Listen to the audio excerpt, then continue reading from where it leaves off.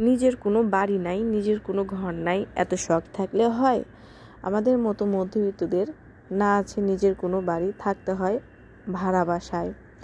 তো শখ থাকলেও সব কিছু কেনা যায় না।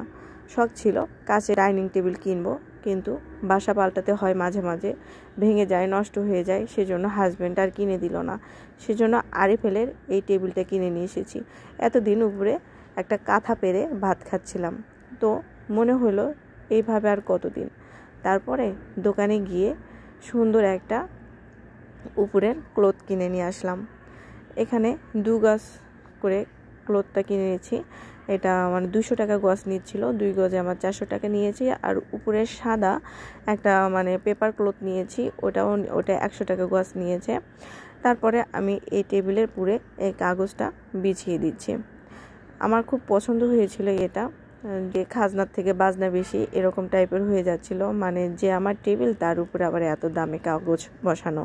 তো যাই হোক, কী করার, সাধ্য না থাকলেও শক্ত আছে আকার ছোঁয়া, একটু একটু করে তো পূরণ করলে মনেও শান্তি পাওয়া যায়, সেজন্যই চেষ্টা আর কি।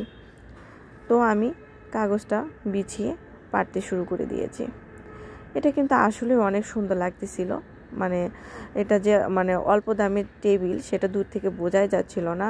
আর হচ্ছে এই আরএফএলের এই চেয়ারগুলো কিন্তু আমার অনেক পছন্দ হয়েছিল, সেজন্য এই চেয়ারগুলো নিয়েছিলাম। আমাদের শেরপুরে এই চেয়ারগুলো পাচ্ছিলাম না, তারপরে আমি হচ্ছে বিশেষভাবে অর্ডার করে এই চেয়ারগুলো নিয়ে এসেছিলাম।